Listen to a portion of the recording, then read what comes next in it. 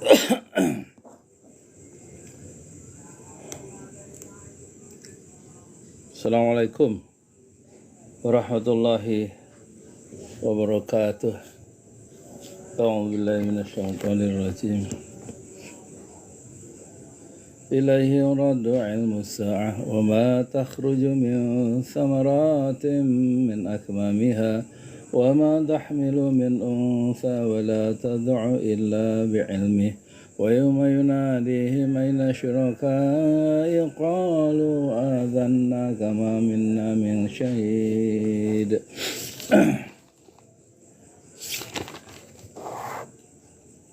وضل عنهم ما كانوا يدعون من قبل وظنوا ما لهم من محيص لا يسأم الإنسان من دعاء الخير وإن مسه الشر فيئوس قنوط ولئن أذقناه رحمة منا من بعد ضراء مسته ليقولن هذا لي وما أظن الساعة قائمة ولئن رجعت إلى ربي إن لي عنده للحسنى فلننبئن الذين كفروا بما عملوا ولنذيقنهم من عذاب غليظ.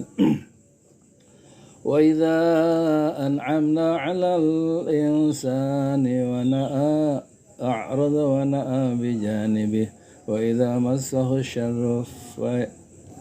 مسه الشر فذو دعاء عريض.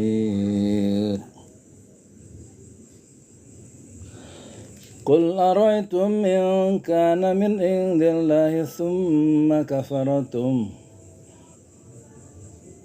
ومن أضل ممن هو في شقاق بعيد سنريهم آياتنا في الآفاق وفي أنفسهم حتى إذا بين لهم أنه الحق أولم يكف بربك أنه على كل شيء شهيد ألا إنهم في مرية من لقاء ربهم ألا إنه بكل شيء محيط. Kemana Mi? Bismillahirrahmanirrahim. Iya KTM sabar. Muhammad sallallahu alaihi wasallam. Kita bandingkan ya Nabi Muhammad. Kita baca satu halaman lagi ya, 15 baris. Juz 25. Bismillahirrahmanirrahim. Ain sin qaf. Kadzalika yuhi ilaika wa ilal ladzina min qablika Allahul azizul hakim. Lahu ma fis samawati wa ma fil ard wa huwal aliyyul azim. Takadu as-samawati yatafattarna min fawqihin wal malaikatu yusabbihuna bihamdi rabbihim ala inna Allaha huwal ghafurur rahim. والذين اتخذوا من دونه أولياء الله حفيظ عليهم وما أنت عليهم بوكيل.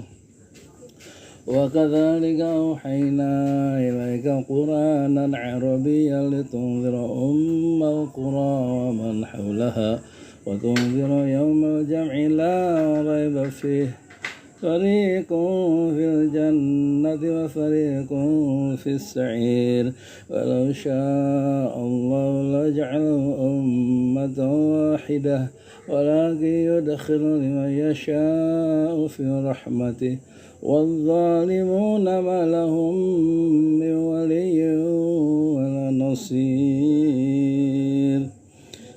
أم اتخذوا من دونه أولياء الله حفيظ أم اتخذوا من دونه أولياء فالله هو الولي وهو يحيي الموتى وهو على كل شيء قدير أم اتخذ وما اختلفتم فيه من كل شيء وحكمه إلى الله ذلكم الله ربي عليه توكلت وإليه أنيب. Subhanallah. Itu juz 25. Jadi Muhammad Rasulullah Sallallahu Alaihi Wasallam itu hafal Quran 30 juz. Tebalnya Quran itu ini dibanding KDM ya. Quran 30 juz, tebalnya 604 halaman. Itulah pemimpin Rasulullah, bukan hanya sekedar nabi, bukan manusia biasa, dia adalah sebuah gerakan. Nabi Muhammad adalah sebuah gerakan sampai sekarang menginspirasi 1,5 miliar manusia dari 8 miliar manusia. Itulah Nabi Muhammad yang usianya 63 tahun dan memimpin satu wilayah Mekah dan Madinah dengan penduduk bukan 54 juta seperti di Jawa Barat, tapi hanya 100.000 atau 120.000 dengan panduan Al-Quran. Apalagi kalau memimpin banyak orang, nggak bisa dengan panduan, tanpa panduan yang kokoh. Dan Rasulullah itu di samping hafal Quran, itu dia juga punya blueprint kan, yaitu Quran itu. Makanya dia disebut sebagai the living Quran, Quran yang berjalan. Jadi tidak cukup kita membaca Quran, kecuali juga harus membaca sirah nabawiyah untuk mengecek kesuksesan dari dalam kepemimpinan. Kita tentu harus belajar sirah nabawiyah. Tidak cukup ya klaim-klaim sepihak atau klaim-klaim dari pengikut-pengikutnya sendiri.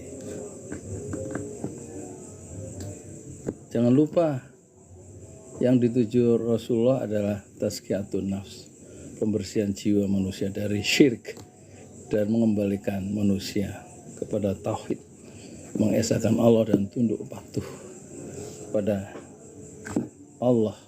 Bukan hanya sekedar mengakui bahwa Allah itu esa, tapi dia bagaimana harus tunduk patuh dan mengikuti.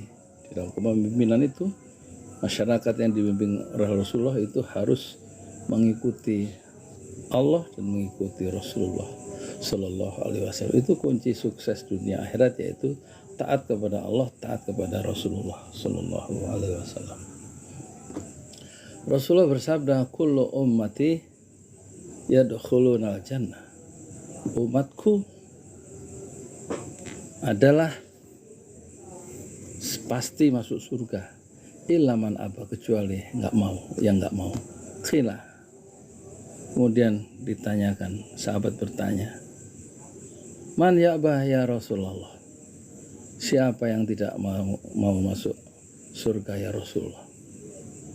Yang tidak mau masuk surga itu siapa? Qal, Rasulullah menjawab, yang tidak masuk surga adalah man ata'ani, siapa yang taat kepadaku, kata Rasulullah, dakhala al-jannah, dia pasti masuk surga. Wa man asani, yang membangkang, yang tidak taat, yang mengabaikan nilai-nilai yang aku ajarkan, faqad abah, maka dia orang yang enggak mau masuk surga. Dan kepemimpinan Rasulullah itu tidak ada skandal di situ, tidak ada korupsi, dan dia memimpin dengan kasih sayang dan tidak pernah melakukan konfrontasi terhadap orang yang dipimpinnya. Justru dia menahan marah ketika menghadapi rakyat yang dipimpinnya. Itu ciri pemimpin yang bertakwa. Alladzina yunfiquna fis sarra'i wad dharra wal kadhimina al-ghaidh wal 'afina 'anil nas. Yaitu yang selalu menginfakkan hartanya secara terang-terangan maupun tersembunyi, wad dharra dalam keadaan susah dan sempit, wal kadhimina al-ghaidh, dan ciri orang bertakwa, pemimpin yang bertakwa adalah wal kadhimina al-ghaidh, menahan marah, dan wal 'afina 'anil nas, dan memaafkan kesalahan yang dibuat oleh orang-orang yang dipimpinnya. Dulu ada gubernur DKI, kerjanya marah-marah dan di YouTube kan. Alasannya marah-marah karena warga DKI itu melanggar aturan, tidak sesuai dengan aturan, dan dia ngomong sekencang-kencangnya di depan kamera. Gubernur sebelum Anies Baswedan. Ada corak kepemimpinan seperti itu di Indonesia, dan itu tentu tidak sesuai dengan kepemimpinan Rasulullah Shallallahu Alaihi Wasallam yang harus penuh dengan kasih sayang dan membimbing orang yang dipimpinnya, bukan dimarahi, bukan dipermalukan di depan kamera, di depan YouTube, di depan media sosial, di depan wartawan. Dulu ya kita paham karena dia non Muslim yang tidak punya panduan etik di dalam memimpin. Ya. Tapi ketika berganti dengan Anies Baswedan, ini kita mau bicara ke gubernur yang satu lagi ya. Anies Baswedan lah bisa itu memimpin nggak pakai marah-marah. That's a fact, itu faktanya. Nggak semuanya di YouTube kan, dan kemudian direkam dan dia mendapatkan AdSense yang tinggi, tapi berhasil sebagai gubernur DKI memimpin dengan kasih sayang, membela rakyat kecil dan mengingatkan orang-orang yang melanggar aturan dengan cara yang santun tapi tegas. Nggak perlu juga membuat drama sebagaimana pemimpin sebelumnya. Ya, pemimpin sebelumnya, gubernur DKI sebelumnya itu.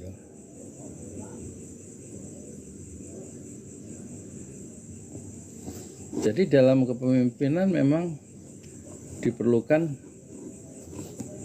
apa? Kepemimpinan yang adil memang. Dan Rasulullah dikenal adil.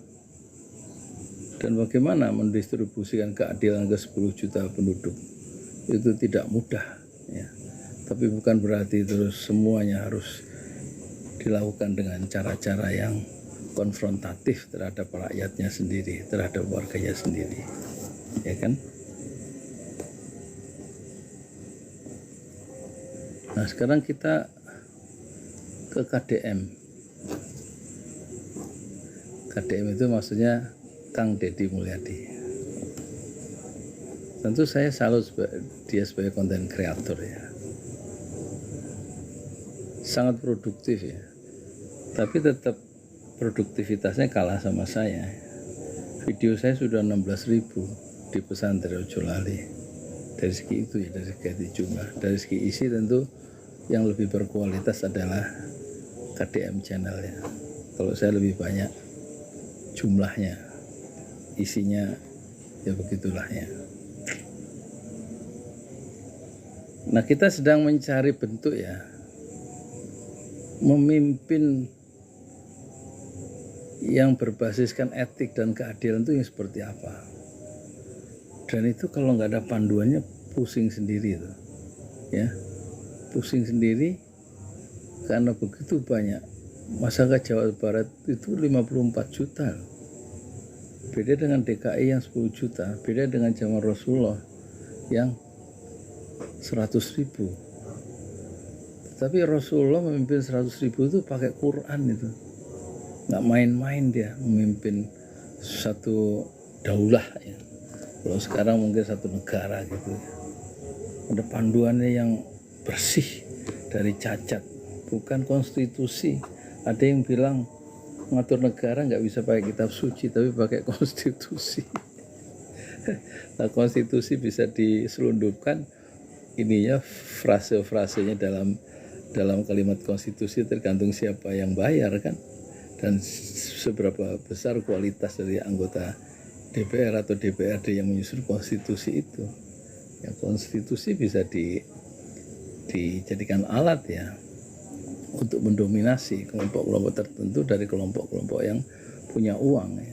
Tetapi kalau Quran itu justru dia terjaga, dan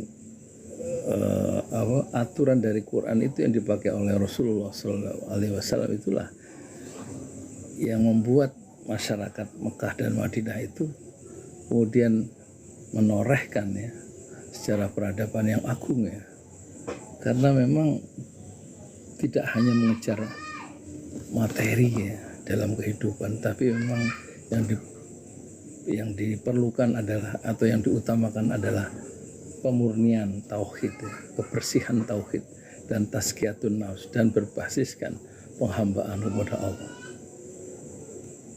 Tujuan hidup itu kan sebenarnya bukan cari uang. Tujuan hidup bukan gelar-gelar sosial, atau ada orang yang sebut sekarang sebagai sesuatu yang viral. Tapi tujuan hidup yang sejati adalah penghambaan kepada Allah Subhanahu wa Ta'ala.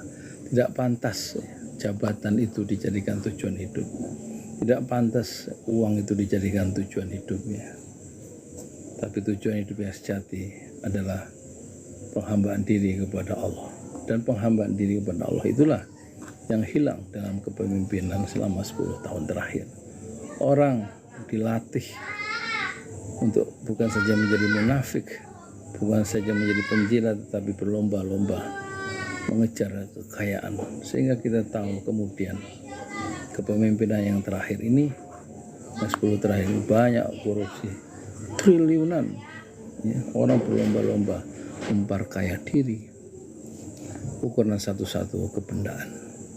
Dan itu tampaknya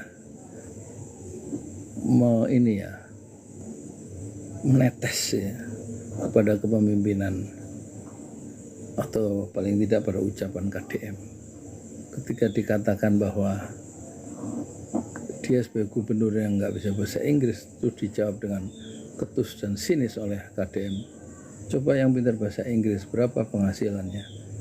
Saya sebagai YouTuber, AdSense saya itu 10 miliar.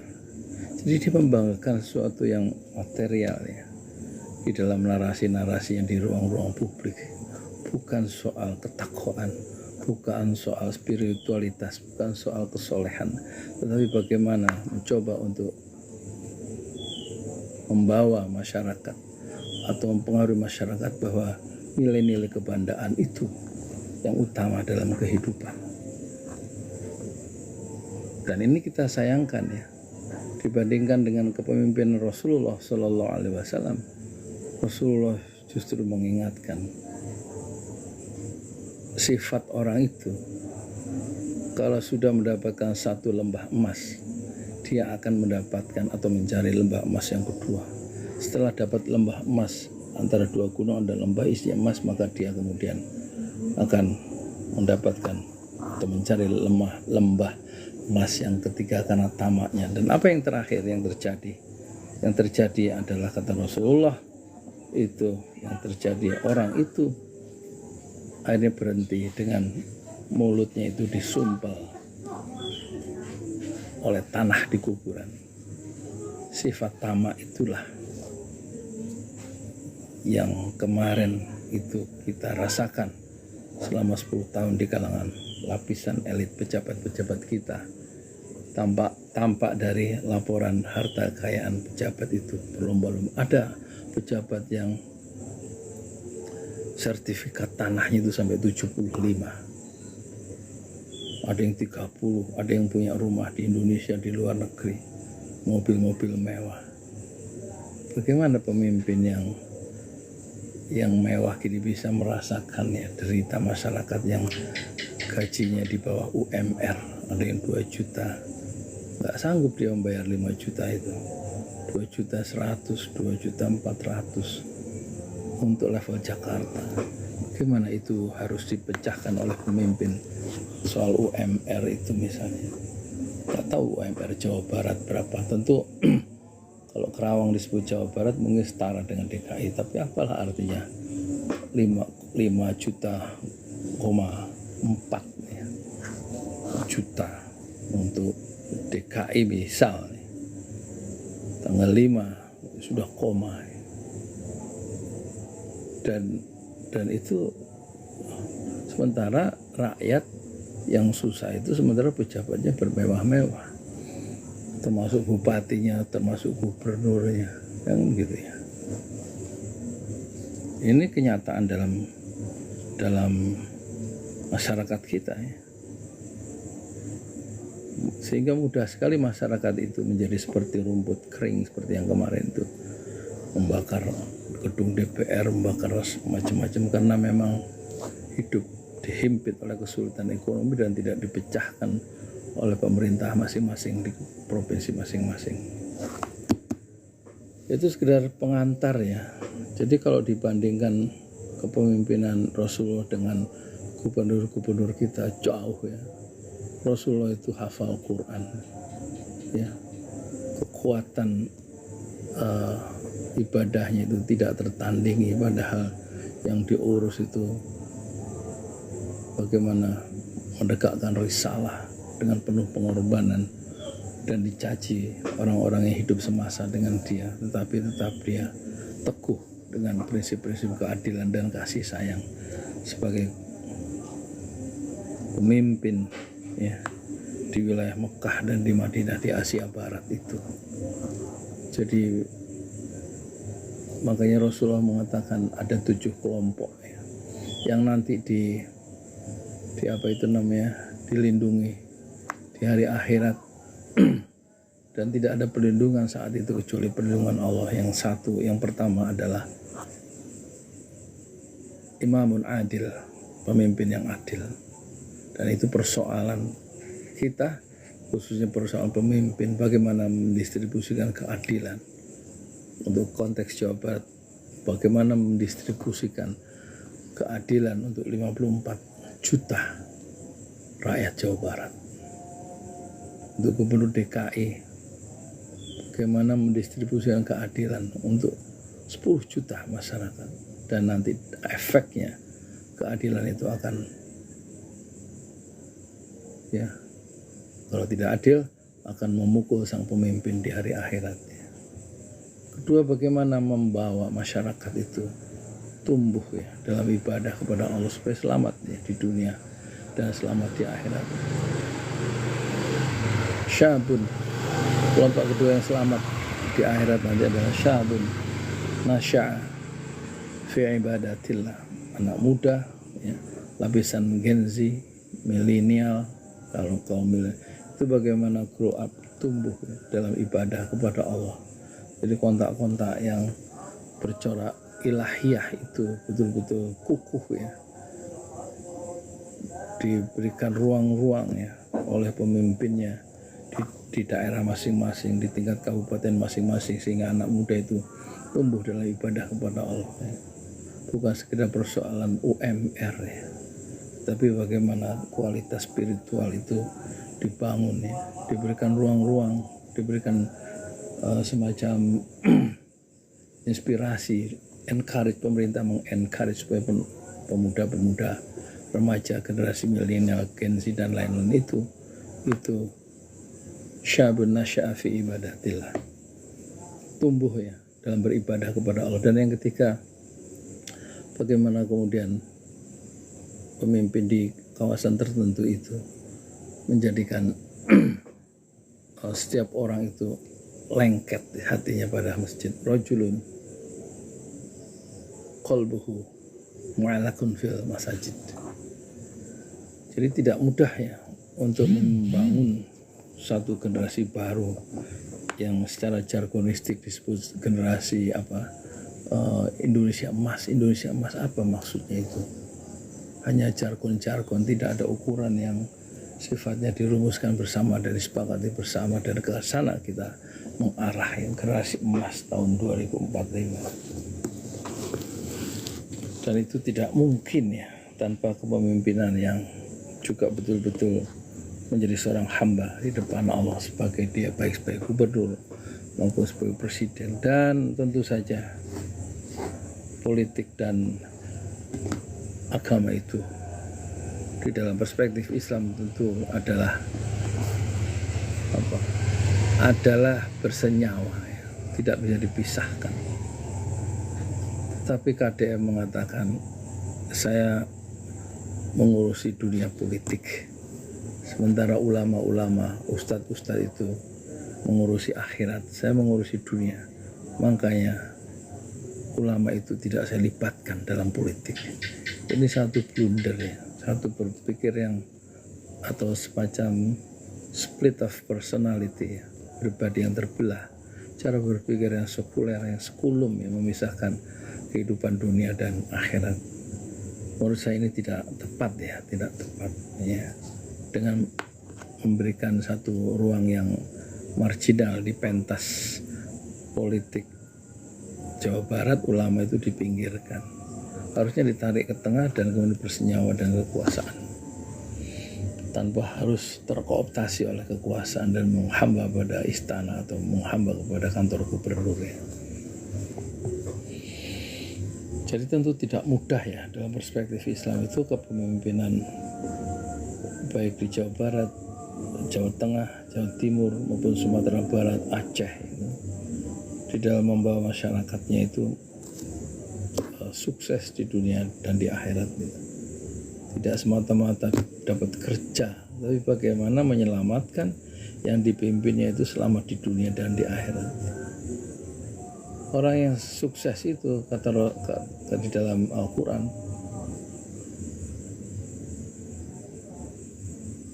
faman zuhziya 'anil nar wa udkhilal jannah faqad faz. Orang sukses adalah orang yang dilepaskan oleh Allah dari api neraka dan udkhilal jannah, dimasukkan ke dalam surga. Jadi disitulah sebenarnya pemimpin itu visinya bagaimana membawa rakyatnya selamat di dunia dan di akhirat, karena dia sebagai pemimpinnya dan dia akan dimintai pertanggungjawabannya di akhirat. Apakah pemimpinnya adil atau justru menjerumuskan ya, rakyat banyak yang dipimpinnya di bawah kepemimpinannya, karena dia punya anggaran, karena dia punya selain anggaran juga punya kekuasaan kan.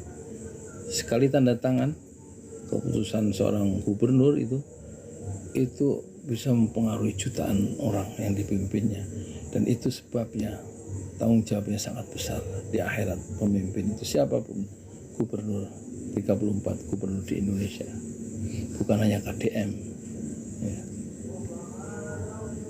Pemimpin yang adil itu disebut secara sarih, secara jelas ya, oleh Rasulullah, itu yang akan menyelamatkan dia di akhirat. Mungkin dia akan mencapai tonggak puncak kesuksesan secara duniawi, tetapi ukurannya bukan laporannya itu di laporan pertanggungjawabannya diterima oleh DPR atau DPRD, tapi bagaimana ya nanti pertanyaan-pertanyaan dari Allah itu bisa dijawab oleh sang pemimpin yang membawahi jutaan orang, yang kemudian mungkin dia selamatkan sampai surga atau dijerumuskan bersama pemimpinnya sekalian ke neraka. Itu persoalan-persoalan yang seharusnya direnungi ya, di ujung malam saat sholat tahajud itu direnungi oleh pemimpin di berbagai daerah, oleh para bupati yang dipilih oleh masyarakatnya.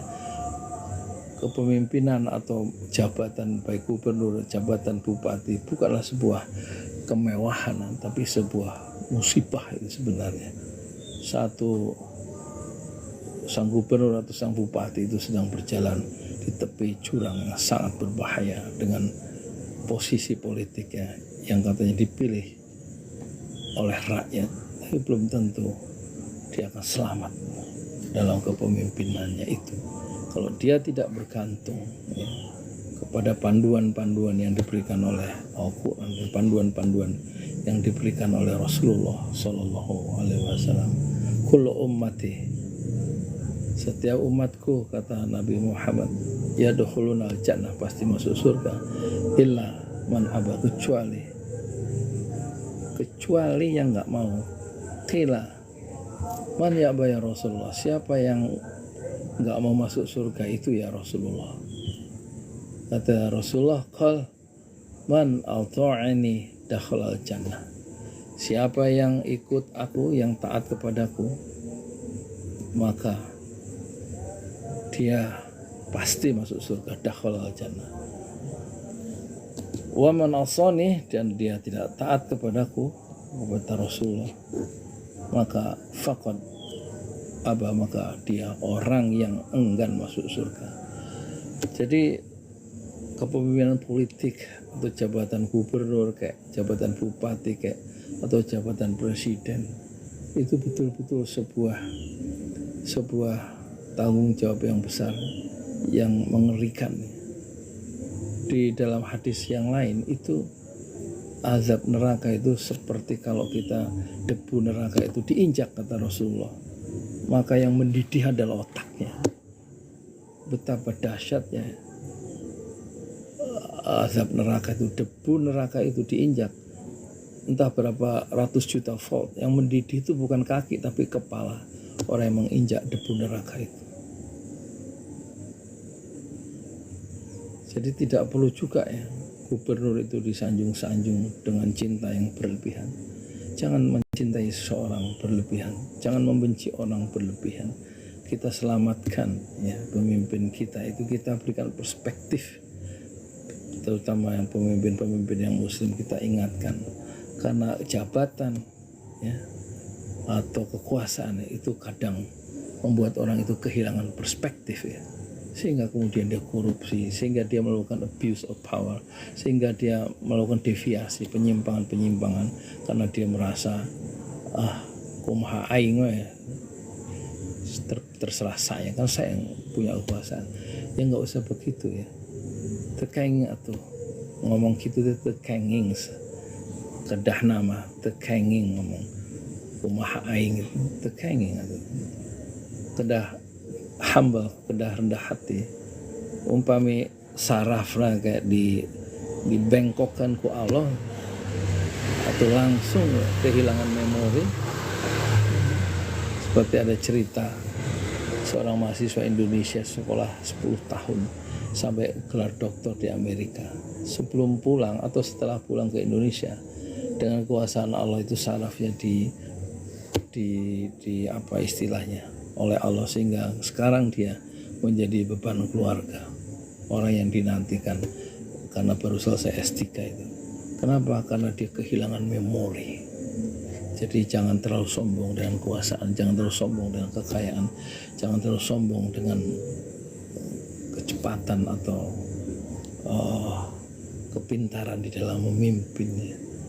Allah itu yang akan membuat kita bergerak atau terdiam dan lunglai dalam kursi roda, dan itu harus kita ingatkan bersama, termasuk rakyat yang dipimpinnya. Jangan seperti kemarin itu, banyak yang menjadi penjilat kekuasaan, tapi kekuasaan ketika hampir berakhir banyak orang tobat bahwa yang dia puja-puja itu ternyata dia baru sadar di akhir kekuasaan, dan mereka kemudian yang tadinya pembela-pembela yang daihat sekarang menjadi pengecam yang paling utama.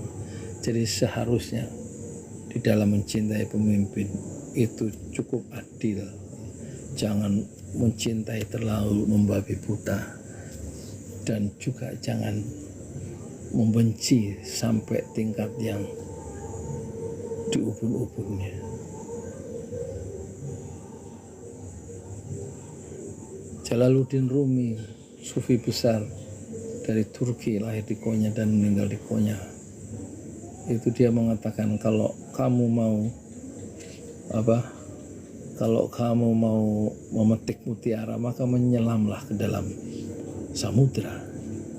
Apa yang kamu lihat di tepi pantai itu hanyalah buih. Melihat pemimpin, jangan hanya melihat permukaannya, melihat penampilannya yang mengesankan. Melihat pemimpin jangan hanya melihat permukaan kulitnya, tapi menyelamlah ke dalam samudra, kata Jalaluddin Rumi, tokoh besar sufi abad ke-12, abad ke-13, lahir 1207 dan wafat dalam usia 66 tahun pada 1273. Dia mengatakan, kalau mau memetik mutiara, menyelamlah ke dasar samudra yang gelap itu, dan itu perlu keberanian menyelam itu.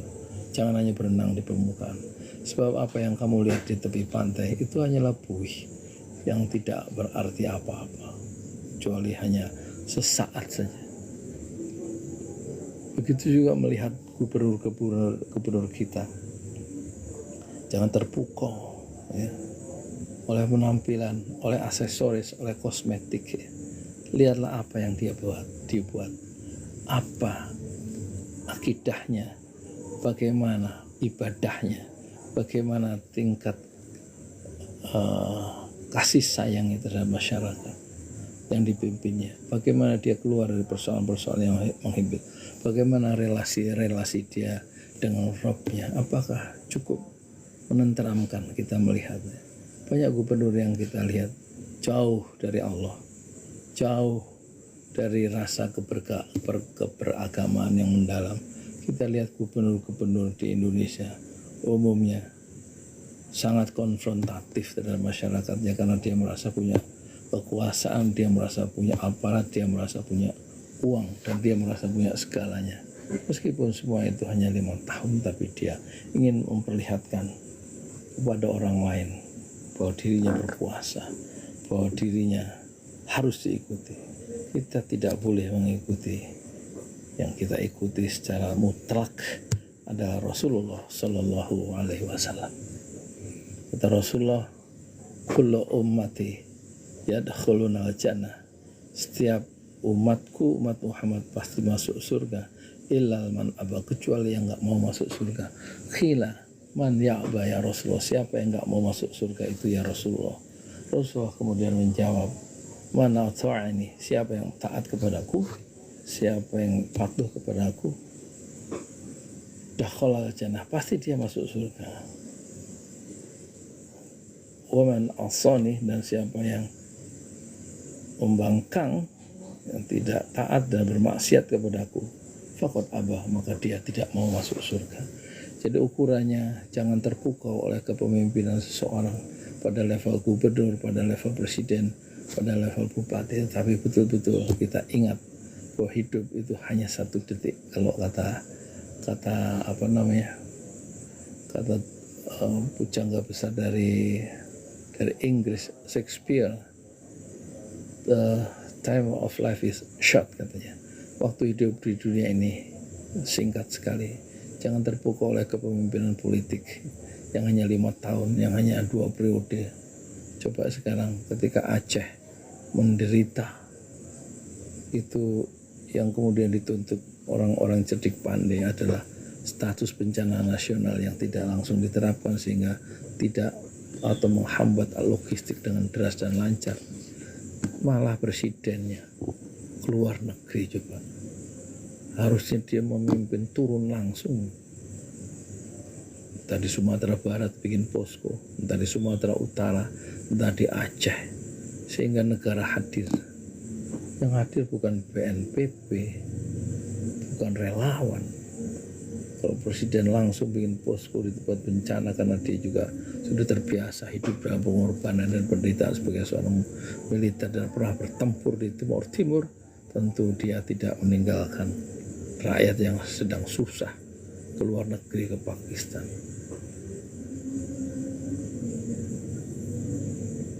Bagaimana menurut Anda?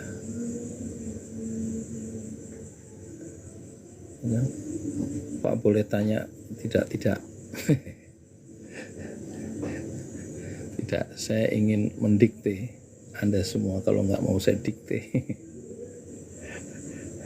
Keluar dari live ini.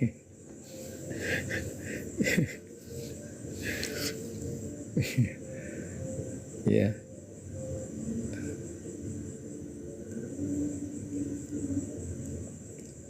Jadi nggak saya baca yang jelek-jelek ya, kasihan yang lain. Dan saya sedang how to market ourselves, bagaimana saya memasarkan diri sendiri di atas gelombang, membandingkan Nabi Muhammad dan KDM. Ya. Emang yang mau viral KDM aja, aku juga update ya yang viral, tapi ada isinya ya. Jadi nggak pantas itu, gitu. Rakyat ditinggal dalam kesusahan. Kan dia seorang gubernur, ya. DKI kan dipilih oleh orang DKI. Kenapa gubernur DKI itu ke Aceh ngurusin orang Aceh coba? Kan dia gubernur Jawa Tengah, dipilih oleh masyarakat Jawa Tengah. Ngapain dia meninggalkan posnya? Emang udah selesai tuh masalah Jawa Tengah, kok dia ngurusin masyarakat di Aceh, di Sumatera Barat, di Tapanuli, di Medan atau di mana? Ya kan? Nggak ada yang salah beramal soleh itu, tapi nggak etis dari segi politik kan gitu ya.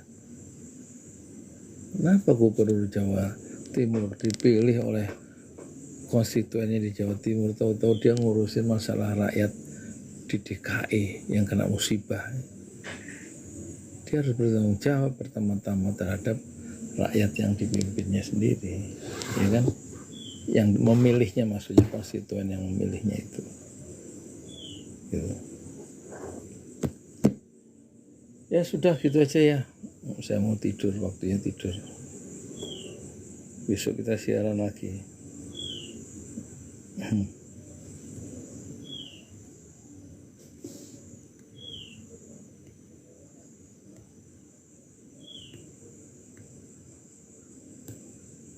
Kenapa saya nggak baca komentar-komentar itu? Takut saya dosa. Ya. Nanti yang dihisab di akhirat itu saya sendiri. Apalagi saya komentari dengan cara yang salah ya. Terima kasih. Nanti level insya Allah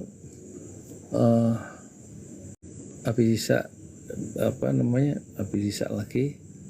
Besok kalau duhur kita ngomong lagi ya, membandingkan Nabi Muhammad dengan leadership dari KDM. Mohon maaf lahir batin. Assalamualaikum warahmatullahi wabarakatuh.